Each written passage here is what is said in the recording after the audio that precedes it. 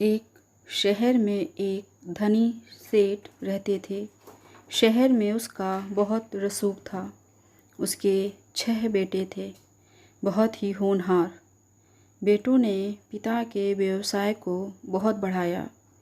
5 बेटों का विवाह हो चुका था। 6वीं बहू आई। वह सत्संगी माँ बाप की बेटी थी। बचपन से ही सत्संग में जाने से सत्संग के सुसंस्कार उसमें गहरे उतरे हुए थे। उसका जीवन बहुत सादगी भरा था। छोटी बहू ने देखा कि घर का सारा काम तो नौकर चाकर करते हैं, जेठानियाँ केवल खाना बनाती हैं।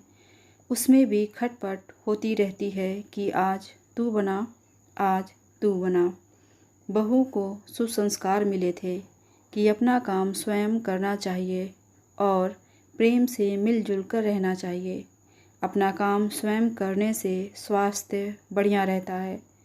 उसने युक्ति खोज निकाली और सुबह जल्दी स्नान करके शुद्ध वस्त्र पहनकर पहले ही रसोई में जा बैठी।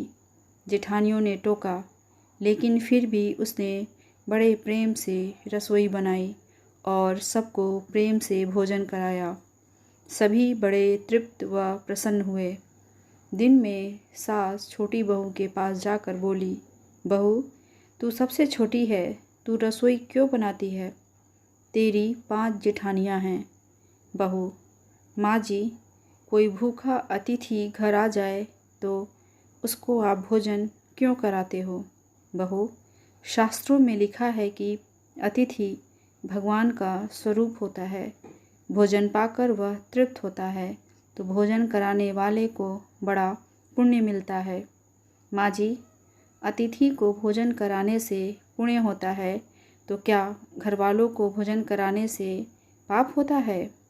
अतिथि में भगवान का स्वरूप है तो घर के सभी लोग भी तो भगवान का स्वरूप हैं, क्योंकि भगवान का निवास तो जीव मात्र में है। और माँ जी, अन्न आपका, बर्तन आपके, सब चीज़ें आपकी हैं। मैं जरा सी मेहनत करके सब में भगवत भाव रख के रसोई बनाकर खिलाने की थोड़ी सी सेवा कर लूँ तो मुझे पुण्य होगा कि नहीं होगा? सब प्रेम से भोजन करके तृप्त होंगे, प्रसन्न होंगे तो कितना लाभ होगा। इसलिए माँ जी, आप रसोई मुझे बनाने दो। कुछ मेहनत करूँगी तो स्वास्थ्य भी बढ़िया रहेगा। सास ने सोचा कि बहू बात तो ठीक कहती है, हम इसको सबसे छोटी समझते हैं, पर इसकी बुद्धि सबसे अच्छी है। दूसरे दिन सास सुबह जल्दी स्नान करके रसोई बनाने बैठ गई। बहुओं ने देखा तो बोली, माँ जी, आप परिश्रम क्यों करती हो? सास बोली, तुम्हारी उम्र से मेरी उम्र ज़्यादा है, मैं जल्दी मर जाऊंगी। मैं अभी पुण्य नहीं करूंगी तो फिर कब करूंगी? बहुएं बोली, माँ जी, इसमें पुण्य क्या है? यह तो घर का काम है। सास बोली, घर का काम करने से पाप होता है क्या? जब भूखे व्यक्तियों को, साधुओं को भोजन कराने से पुण्य होता है तो क्या घरवालों को भोजन कराने से पाप होता है? सभी में ईश्वर का वास है। सास की बातें सुनकर सब बहुओं को लगा कि इस बात का तो हमने कभी ख्याल ही नहीं किया। यह युक्ति बहुत बढ़िया है। अब जो बहू पहले जग जाए वही रसोई बनाने बैठ जाए।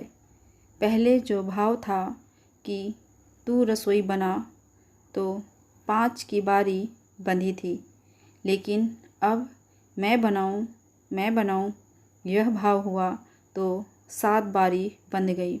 2 और बढ़ गए।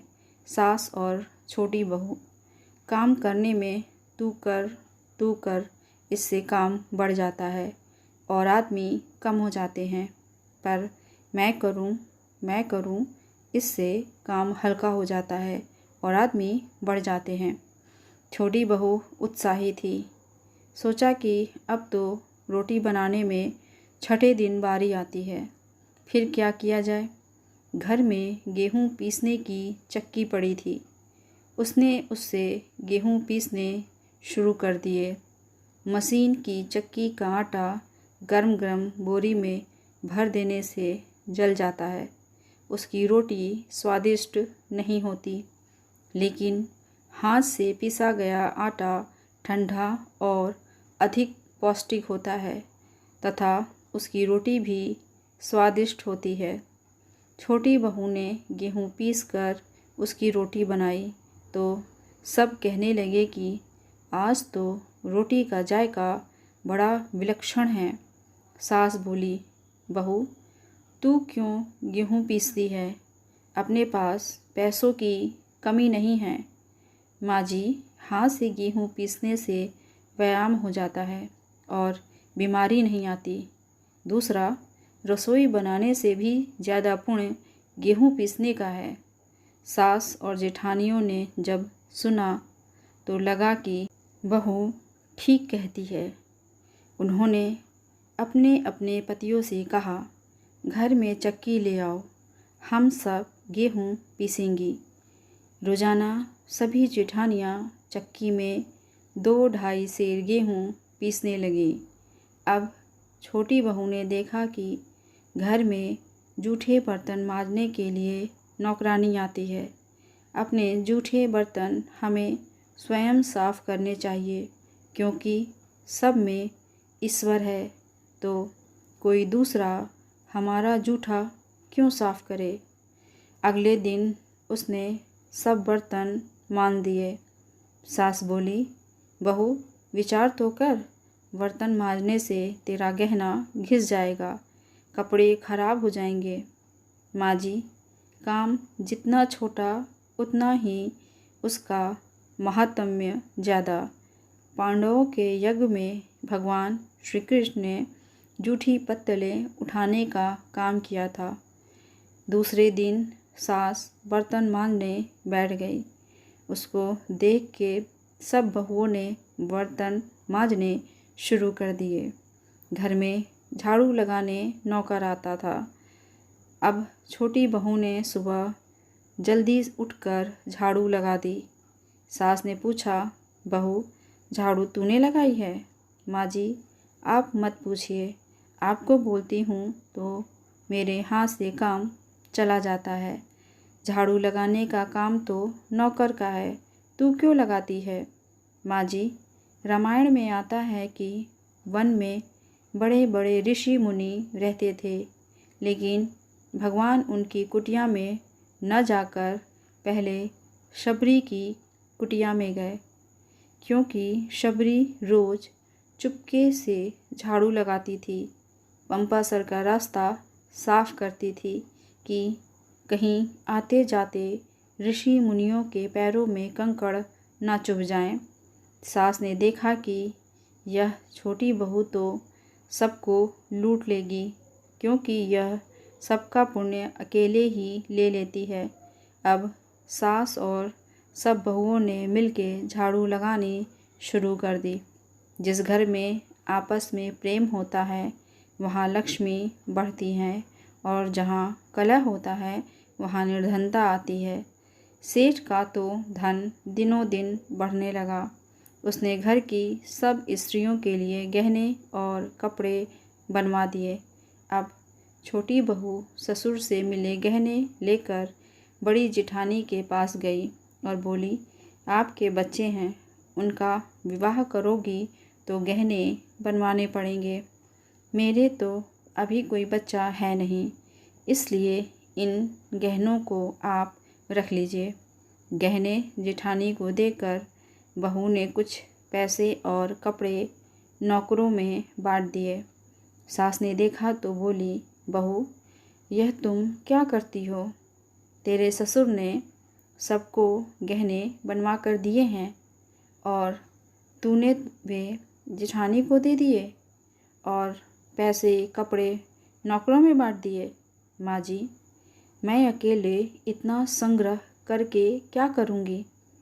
अपनी वस्तु किसी ज़रूरतमंद के काम आए तो आत्मिक संतोष मिलता है और दान करने का तो अमिट पुण्य होता ही है।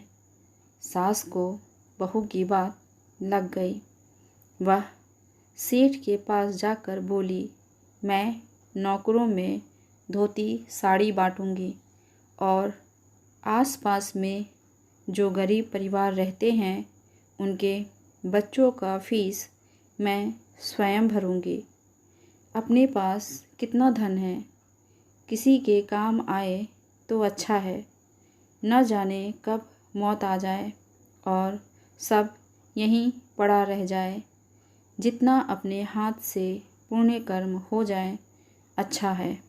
सेठ बहुत प्रसन्न हुआ कि पहले नौकरों को कुछ देते तो लड़ पड़ती थी, पर अब कहती है कि मैं खुद दूंगी। सास दूसरों को वस्तुएं देने लगी तो यह देख के दूसरी बहुएं भी देने लगीं। नौकर भी खुश होके मन लगा के काम करने लगे और आस पड़ोस में भी खुशहाली छा गई। गीता में लिखा है कि श्रेष्ठ मनुष्य जो जो आचरण करता है दूसरे मनुष्य वैसा वैसा ही करते हैं। वह जो कुछ प्रमाण कर देता है दूसरे मनुष्य उसी के अनुसार आचरण करते हैं।